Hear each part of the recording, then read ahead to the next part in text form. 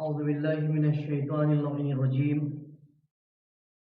بسم الله الرحمن الرحيم. الحمد لله رب العالمين، والصلاة والسلام على سيد الأنبياء والمرسلين أبي القاسم محمد وعلى آل بيته الطيبين الطاهرين المعصومين، ولعنة الله على أعدائهم أجمعين من الآن إلى قيام يوم الدين.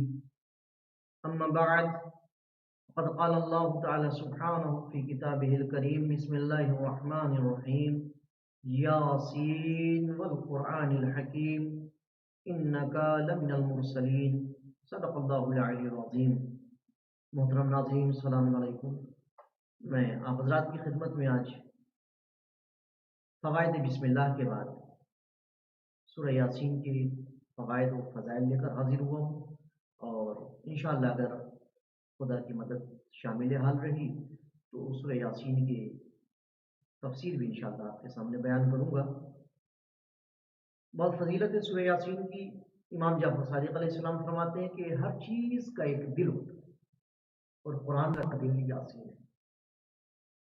جو شخص رات کو سونے سے پہلے یا دن کو رات ہونے سے قبل پڑھے وہ سارا دن خدا کی حفاظت میں رہے گا، خدا کے مرزوق افراد میں سے ہوگا، یعنی جو ڈائریکٹ خدا سے استفادہ ہو. جو رات کو سونے سے قبل سورہ کو پڑھے تو اللہ تعالی ہر شیطانی رجیم کے شر اور آفت سے بچا لے گا، اور بچانے کے لیے 1000 فرشتے مقرر کرے گا جو اس کی حفاظت کریں گے. اور اگر وہ اس دن مر جائے تو اللہ اسے جنت میں داخل کرے گا، اور اس کے غسل میں 30,000 فرشتے شریک ہوں گے. اللہ اکبر. وہ اس کے لیے مغفرت طلب کریں گے اور اس کی قبر تک اس کے لیے استغفار کرتے رہیں گے. اور جب وہ شخص قبر میں داخل ہوگا تو فرشتے اس کی قبر میں داخل ہوں گے، وہ اس کی قبر میں اللہ کی عبادت کریں گے. آپ غور کریے ذرا، سورہ یاسین پڑھیں.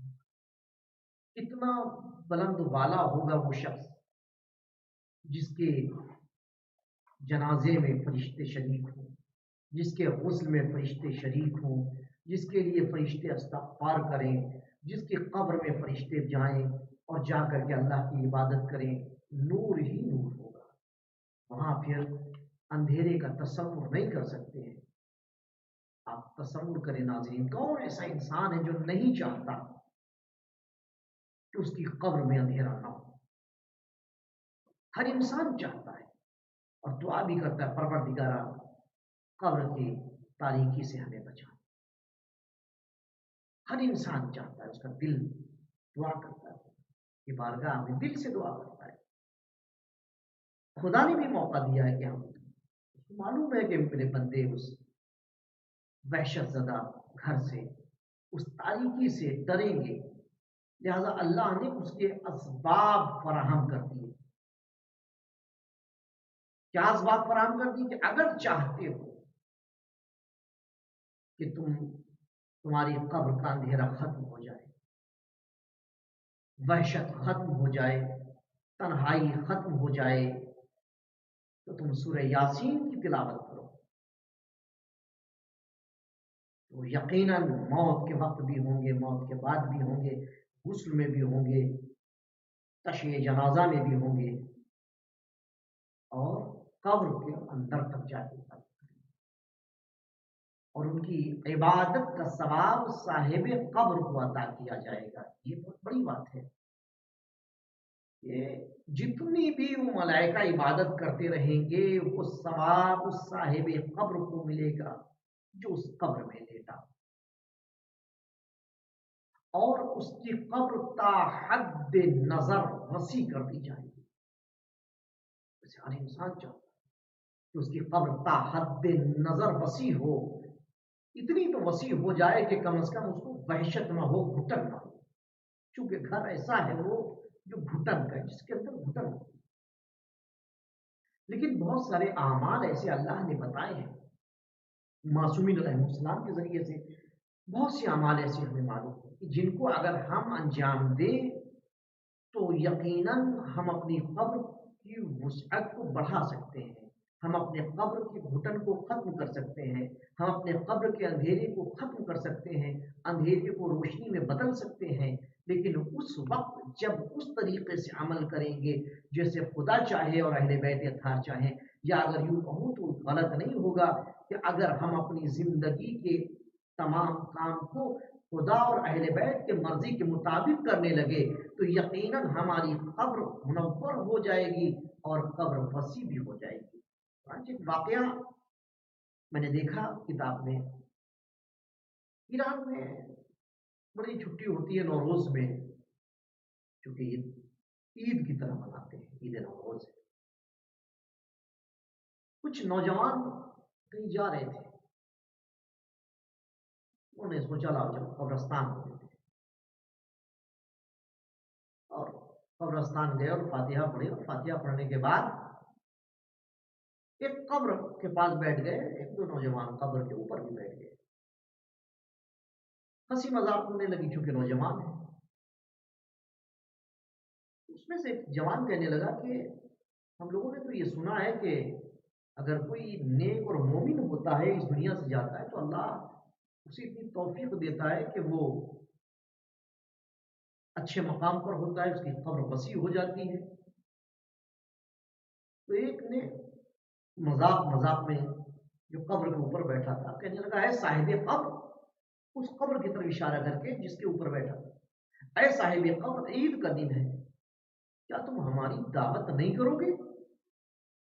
ناظرین جیسی کا کہ تم ہماری دعوت نہیں کرو گے؟ نہیں، دعوت کرنی چاہیے کیونکہ عید کا دن ہے۔ قبر سے آواز آئی، تم فلاں روز یہیں پر آ جانا۔ ٹھیک ہے، لوگ گھبرائے گئے، ڈر گئے کہ ایسا تو نہیں ہے کہ ہماری موت ہمیں بلا رہی ہو اور اب ہماری موت کا وقت نزدیک آ گیا۔ اب اس دن کا انتظار کرنے لگے اور ایک دوسرے کی خیریت لینے لگے کہ کون پہلے مر گیا۔ ایسا تو نہیں کہ کسی سے شروعات ہو گئی ہو، لیکن وہ دن بتایا ہوا دن بھی آ گیا اور اس میں سے کوئی نہیں مرا۔ یہ لوگ آپس میں گفتگو کی اور کہنے لگے چلو چلتے ہیں، اب دیکھتے ہیں کیا ماجرا ہے۔ قبر کے نزدیک پہنچے اور پہنچنے کے بعد کہا، اے صاحب قبر، تم نے دعوت دی تھی اور تمہاری دعوت کہاں ہے؟ اچانک آواز ہے، آؤ ادھر، تمہارا استقبال ہے۔ اب جو دیکھا تو قبر میں راستہ بنا ہوا ہے اور وسیع باغ ہے، خادم ہے، بہت سارے افراد۔ ایک شخص آیا استقبال کے لیے، لے کر کے گیا باغ، اس میں محل، محل کے اندر محل اور تمام چیز۔ شخص بلند مقام پر بیٹھا ہوا ہے، اس نے اٹھ کر کے استقبال کیا، آئیے آپ استقبال ہے۔ اس مقام پر لے گیا جہاں کھانا رکھا ہوا، آئیے بسم اللہ آپ کی دعوت ہے۔ ظاہر سی بات ہے کہ ایسے موقعوں پر انسان کو کھانا بھول جائے گا، اس کو بھوک چاہے جتنی شدید کیوں نہ لگی ہو لیکن وہ بھی سب غائب ہو جاتی ہے۔ کہتے ہیں کھانا تو دیکھا کہ ایسا کھانا اور ایسی خوشبو آج تک ہم نے نہیں سونگھی تھی، لیکن ہم لوگوں سے رہا نہیں گیا۔ ہم لوگوں نے ان سے پوچھا کہ اے مرد بزرگ، ذرا ہمیں یہ تو بتاؤ کہ آپ کو یہ مقام کیسے ملا ہے؟ آخر سبب کیا ہے جو اتنا بڑا مقام آپ کو ملا ہے؟ اتنی وسیع قبر کے باہر آپ کو بالکل پوری نئی دنیا ہے، اتنی نعمتیں ہیں، اتنے خادم ہیں، ہر طرف معطر ہے، کیا ماجرا ہے؟ صاحب قبر نے اپنا تعارف کرایا، میرا نام فلاں ہے، میں فلاں مقام فلاں شہر کے فلاں محلے میں رہتا تھا، میں نماز اول وقت پڑھتا تھا، اس میں کبھی تاخیر نہیں کرتا تھا، حتیٰ اگر میں نے سامان تولنے کے لیے ترازو پہ رکھ لیا اور ادھر مؤذن نے اذان کہا تو میں اس کو اسی حال میں چھوڑ کر اور فوراً مسجد کی طرف تھا نماز پڑھاؤ۔ کہ اگر کسی سے کوئی غلطی ہو جاتی ہے تو میں بہت جلدی فوراً اس کو معاف کر دیتا ہوں، اس امید سے کہ میں اس کے گناہوں کو معاف کروں گا تو خدا میرے گناہوں کو معاف کرے گا۔ चाहे वो मेरे हाथ में उससे बदला लेना ही क्यों ना हो, मेरे पास ताकत है कि मैं बदला ले सकता हूं, लेकिन नहीं, मैं माफ कर देता हूं, ये जानते हुए कि खुदा मंद आलम भी हमसे बदला ले सकता है, वो कादरे मुतलक है, वो हमें माफ करे, इस वजह से मैं उसके बंदों को माफ करता हूं। और उसके अलावा मैंने सवाब जारिया का इंतजाम किया, अपने घर के एक हिस्से को मदरसे के हवाले कर दिया, उसमें बच्चे इल्म हासिल करते हैं, और जब भी कुछ पढ़ते हैं तो मेरे नाम आमाल में सवाब होता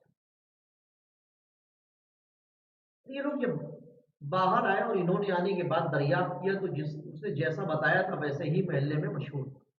नाजरीन जरा गौर करिए कि क्या चीज बताई, नमाज को अव्वल वक्त पढ़ना। कितने ऐसे मोमिनीन हैं जो शियाने हैदर कर्रार हैं, बल्कि बहुत से सादात भी ये कहते हैं साहब हम सैयद हैं।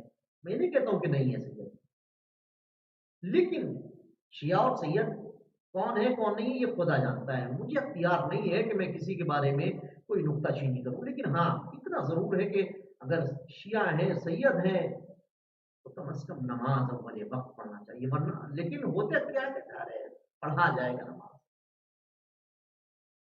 अभी उम्र नहीं है नमाज की, बाद में पढ़ लेंगे। अजीब बहाने होते हैं। अगर कोई कह दे नौजवानों से कि आओ नमाज के लिए चलते हैं तो कहते हैं अभी हम नहाए नहीं हैं। लेकिन अगर कोई उसी वक्त आए और कह दे कि आओ चले फला मॉल में घूमने चलते हैं, कहेंगे 2 मिनट रुको बस अभी तैयार हुआ और फौरन आया। अल्लाह अकबर। यानी उनको खुदा की कोई मारिफत नहीं है, न खुदा से खौफ है। नाज़रीन आप गौर तो करिए, खुदा से खौफ होना चाहिए, ताकि पहले नमाज के लिए जाएं। जैसे मॉल में जाने के लिए, घूमने जाने के लिए कहते हैं कि हम 2 मिनट में तैयार हुए और फौरन आ रहे हैं, ऐसी नमाज के लिए भी कहते हैं कि भाई रुको बस 2 मिनट में मैं तैयार होके आ रहा हूँ, या आप चलो मैं 2 मिनट में तैयार होके 5 मिनट में तैयार होके और मैं आ रहा हूँ नमाज।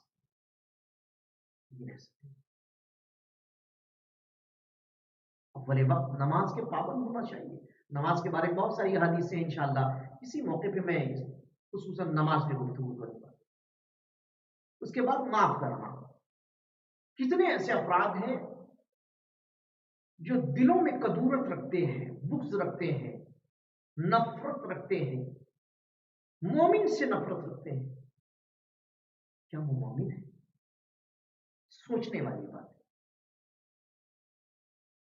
होना ये चाहिए कि अगर किसी ने खता की है तो माफ कर दे, इस उम्मीद से कि हम उसके बंदों की खता को माफ करेंगे, वो हमारी खता को माफ।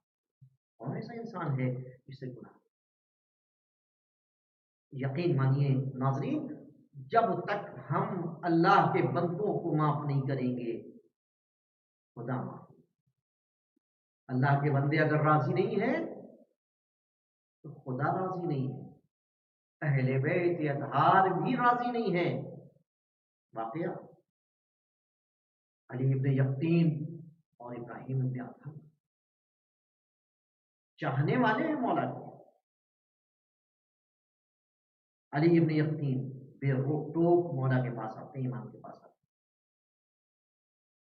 हैं। मौला के साहब में एक बुलंद मकाम मिला, तो वजारत मिली तो मौला से पूछा था कि मौला मैं वजारत ले लूं, आज के वजीरों जैसे नहीं जिसके वजीर बन जाए बस उसी की तारीफ करें और अपने अफराद की मुखालिफत करता है।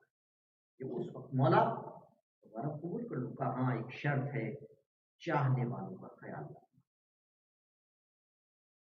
ठीक है, कोई काम हुआ और इब्राहिम इब्न अदहम, इब्राहिम चरवाहे थे, वो गए और अली इब्न यकीन नहीं मिले।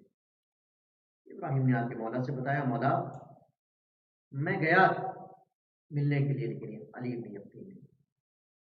कुछ दिन बाद अली इब्न यकीन आए इमाम से मिलने के लिए, लेकिन इमाम नहीं। गुलाम ने कहा आप कहाँ जा रहे हैं? अंदर अंदर से आवाज आई, अली इब्न यकीन तुम्हारे पास मेरे चाहने वाले के लिए वक्त नहीं है, मेरे पास तुम्हारे लिए। तो मौला उसे क्या खता हो गई है? वो गया था इब्राहिम, तुम उससे मिले नहीं थे? کہا مولا لیکن اب میں اسے معافی مانگنا چاہتا ہوں، وہ بہت دور ہے۔ مولا نے دیکھا کہ واقعی یہ نادم ہے اپنی کیے پر، مولا نے کہا کہ جب تک وہ معاف نہیں کرے گا میں تمہیں معاف نہیں کروں۔ مولا میں اس سے معافی مانگنا چاہتا ہوں۔ مولا نے دیکھا کہ واقعی دل سے نادم ہو رہا ہے، کہا جاؤ آبادی کے باہر ایک سواری ملے گی، اس میں بیٹھ جانا، وہ تمہیں ابراہیم کے دروازے پہنچے۔ دخل الباب کے ابراہیم نکلے، گھبراہٹ تو ہوگی کہ ایک وزیر دروازے پر ہو۔ انہوں نے ہاتھوں کو جوڑا، بھائی میں وزیر کی حیثیت سے نہیں بلکہ مولا کے چاہنے والے کی حیثیت سے آیا ہوں۔ آپ مجھ سے ناراض ہیں، مجھے معاف کر دیے چونکہ میرا امام مجھ سے ناراض ہے۔ جب تک تم راضی نہیں ہوگے میرا امام مجھ سے راضی نہیں۔ ابراہیم نے کہا میں نے معاف کیا، میرے خدا نے معاف کیا۔ کہا نہیں، مجھے نشانی چاہیے جو میں اپنے امام کو نشانی دکھاؤں۔ بعض کتابوں میں کہ کیا نشانی ہے؟ کہا اپنا پیر میرے رخسار پہ رکھ لو تاکہ میں یہ نشانی کچھ پر۔ ارے آپ وزیر، میں غریب انسان۔ کہا نہیں، ڈرتے ہوئے پیر رکھا۔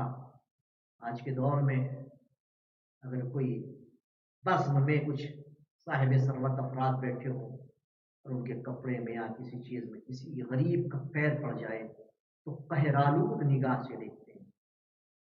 آپ مومنین کی بات کرو، شیعوں کی، غیروں کی نہیں۔ یہ واپس آئے تو دیکھا کہ اب خود امام استقبال کو کھڑے ہوئے ہیں۔ وہ امام جو پہلے غلام نے منع کر دیا تھا، اب امام خود استقبال کے لیے کھڑے ہیں۔ اور پڑھ کر کے امام نے گلے سے لگایا، ابراہیم اے علی ابن یقین، میں راضی، میرا خدا راضی، ہمارے اجداد تم سے راضی ہیں۔ وہ قدموں میں گرنا چاہ رہے تھے، مولا نے وہ سینے سے، اور مولا نے سینے سے لگا کے بتا دیا کہ جو بھی میرے چاہنے والوں کو راضی کرے گا میں اس سے راضی ہوں، میرے اجداد اس سے راضی ہیں، میرا خدا راضی ہے۔ اب ناظرین ذرا غور کریں کہ ہم سے کتنے افراد ناراض رہتے ہیں۔ جس سے کوئی نہ کوئی ایسے بات ہو جاتی ہے کہ جس سے کوئی ناراض ہوتا ہے۔ سالوں ہو جاتے ہیں لوگ آپس میں مومنین ایک دوسرے سے بات چیت نہیں کرتے ہیں۔ مومنین چھوڑیے، سگے بھائی آپس میں بات نہیں کرتے ہیں، بھائی بہن آپس میں بات نہیں کرتے ہیں، باپ بیٹے بات نہیں کرتے، بھائی بہن بات نہیں کرتے۔ شیعہ نے حیدر کرار کی بات کر رہا ہوں، مومنین کی بات کر رہا ہوں، ان مومنین کی بات کر رہا ہوں جو عباس علمدار کا پرچم اٹھاتے ہیں، جو وفا کی علامت ہے، اور یہ دکھاتا ہے کہ دیکھو ایک بھائی نے اپنے بھائی کے اوپر جان قربان کر دی۔ لیکن وہ بھائی جو اپنے بھائی سے بولتا نہ ہو، وہ علم اگر اٹھا لے تو کیا مولا عباس خوش ہو جائیں گے؟ قطعی مولا عباس خوش نہیں، بالکل نہیں۔ محترم ناظرین، گزارش ہے یہ تمام چیزیں جو فوائد قرآن مجید کے سوروں کے ہیں، قرآن مجید کی تلاوت کے فوائد، یہ سب بھی ہمیں اسی وقت ملیں گے جب ہم اللہ کے بندوں کو راضی رکھیں گے۔ یعنی ہماری کوشش یہ ہونی چاہیے، خوش ہو سکتا ہے کوئی سب کو خوش کرنا ممکن نہیں ہے، واقعی ممکن نہیں ہے، لیکن جسے ہم جانتے ہیں کہ وہ ہم سے ناراض ہو گیا ہے، ہم اتمام حجت کر لیں، بھائی میرا مجھ سے اگر دل دکھا ہے میں معاف کیا، واقعی معافی مانگنے والا مقام اور کرنے کی ضرورت ہے۔ اگر یہ فوائد جو اتنے ہیں اس سورہ یاسین کے، اور چاہتے ہیں کہ قبر اتنی وسیع ہو تو ان چیزوں پر عمل ہو تاکہ ہم ان سے بہرہ مند ہو سکیں۔ پھر فرماتے ہیں امام، وہ شخص فشار قبر سے محفوظ رہے گا جو سورہ یاسین پڑھے گا۔ فشار قبر بہت اہم ہے۔ اب پیسے کی مردے کو دونوں حصے مل جائیں، فشردن دبانا۔ ہر انسان چاہتا ہے کہ اس کا فشار نہ ہو، ہم بھی چاہتے ہیں، آپ بھی چاہتے ہیں۔ تو سورہ یاسین کی تلاوت شروع کرتے ہیں، اس کے بعد اس کی قبر سے نور کی کرنیں چھن چھن کر آسمان تک جاتی رہی، یہاں تک کہ خدا اسے قبر سے محشور فرمائے گا، اٹھائے گا۔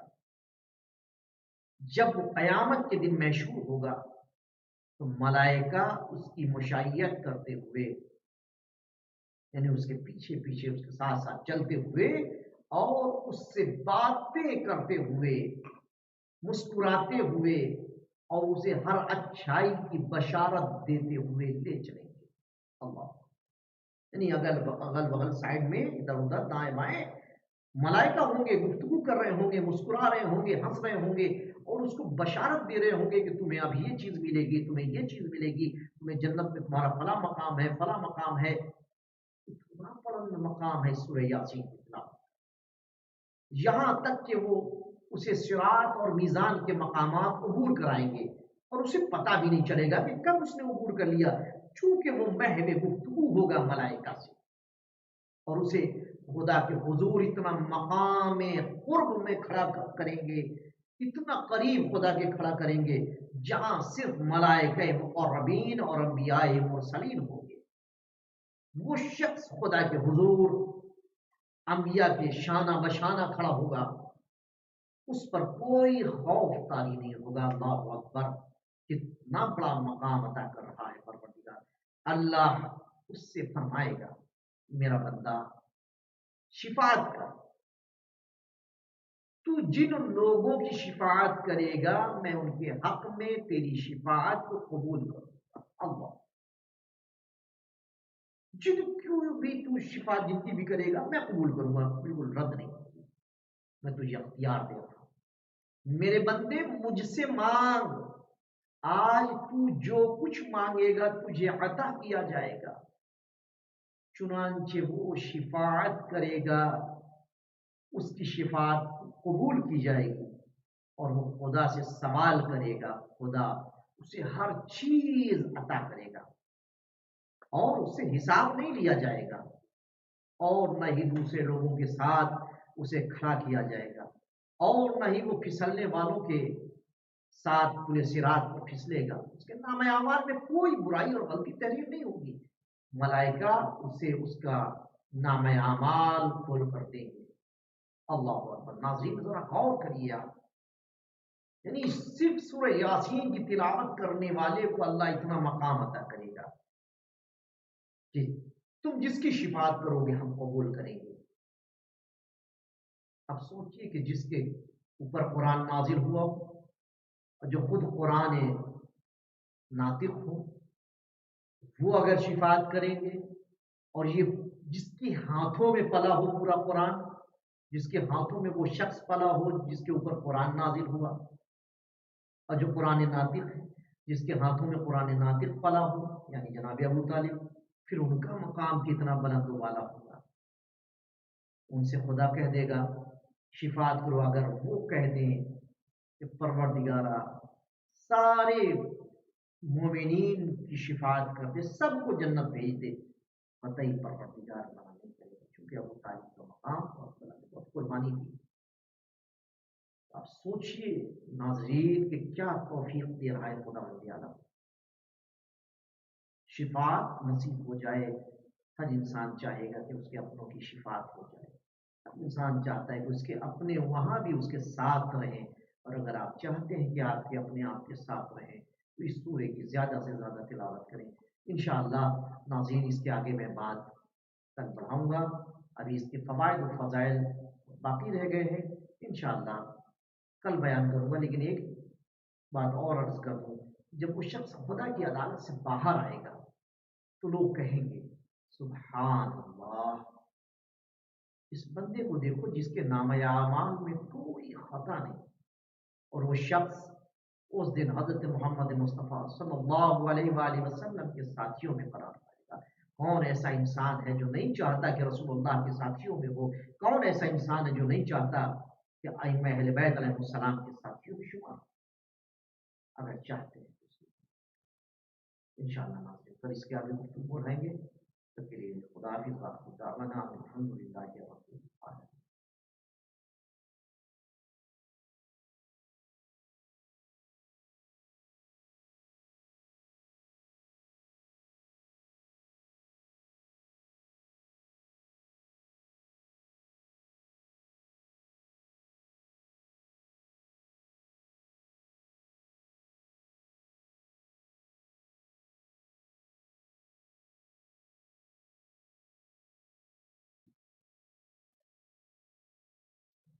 औज़ुबिल्लाहिमिनश्शैतानिर्रजीम बिस्मिल्लाहिर्रहमानिर्रहीम। मोहतरम नाज़रीन,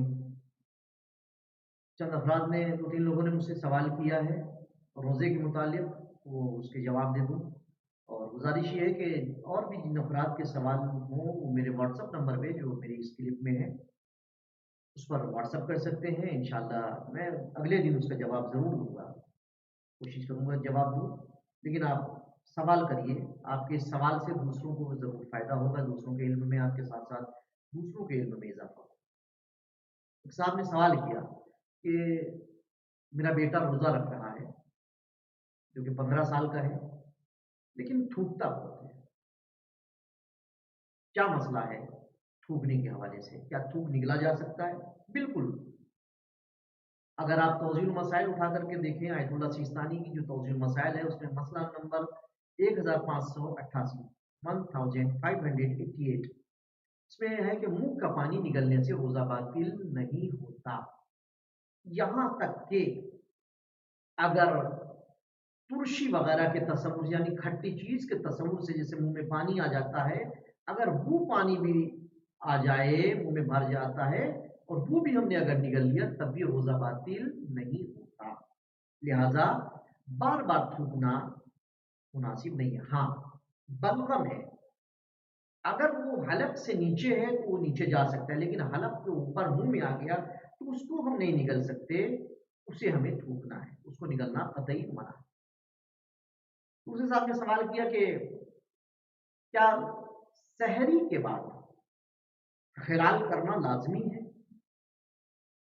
लाज़मी नहीं है, लेकिन अगर ये बात ज़हन में है कि आपके दाँतों की रीखों में जो चीज़ फँसी हुई है, अगर आप खिलाल नहीं करेंगे और कोई चीज़ फँस जाती है और वो दिन में आपके पेट में जा सकती है, तो बेहतर है कि खिलाल करके उसे निकालें। और दिन में अगर कोई चीज़ खिलाल नहीं भी किया और दिन में कोई चीज़ आ गई जो रीखों में थी, आपने उसको निकाला और अमदन अगर आपने उसको खा लिया, निगल लिया, तो रोज़ा बातिल हो जाएगा। लिहाजा दिन में किसी भी टाइम अगर आपके रीखों में कोई चीज़ फँसी और वो मुँह में आ जाए, तो उसे फ़ौरन मुँह से बाहर करेंगे। ज़रा-सा भी निकला, रोज़ा बातिल हो जाएगा।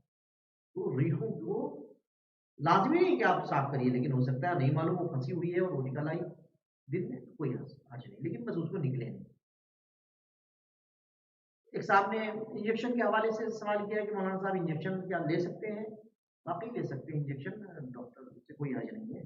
आप बीमार अगर हैं और कोई इंजेक्शन लगता है, मसलन इंसुलिन वगैरह लोग लगाते हैं और इंसुलिन के बाद भी अगर डॉक्टर कह रहा है कि आप इंसुलिन लेने के बाद रोज़ा रख सकते हैं और आपको कोई मुश्किल नहीं है, तो ले सकते हैं, रोज़ा बातिल नहीं होगा। ऐसे सर और सीने के बलगम जब तक वो जो अभी मैंने बताया, जब तक मुँह के अंदर वाले हिस्से तक ना पहुँचे, उसे निगलने में कोई हर्ज नहीं है। लेकिन अगर वो मुँह में आ जाए, तो एहतियात वाजिब ये है कि उसे थूक दें। बलगम अगर हलक तक है तो कोई मसला नहीं, लेकिन उसके ऊपर आ जाए तो फिर एहतियात वाजिब की बिना पर उसे थूक दें। मोहतरम नाज़रीन, ये सवाल थे जिसके मैंने आपको जवाब दिए तौज़ील मसाइल से आयतुल्लाह सिस्तानी के। इंशाअल्लाह आगे आप सवालात करेंगे तो उसके भी मैं जवाब दूँगा। और अगर कोई साहब किसी और मर्जा की तक़लीद करते हैं, वो उनके मुतालिक सवाल करेंगे तो इंशाअल्लाह हम उनकी तौज़ील मसाइल से भी आपको जवाब देंगे। मसलन आग़ाए ख़ामेनी, आग़ाए रहबर की तौज़ील मसाइल या दीगर मराजिए किराम नाज़िर मदारिक शिराज़ी या अयतुल्लाह बशीर नजफ़ी, तो इनमें से किसी की भी अगर आप तक़लीद करते हैं और उनसे मसला पूछेंगे तो इंशाअल्लाह मैं उनकी तौज़ील मसाइल से भी आपको जवाब दूँगा। वाक़िअ दाअवाना अनिल हम्दुलिल्लाहि रब्बिल आलमीन।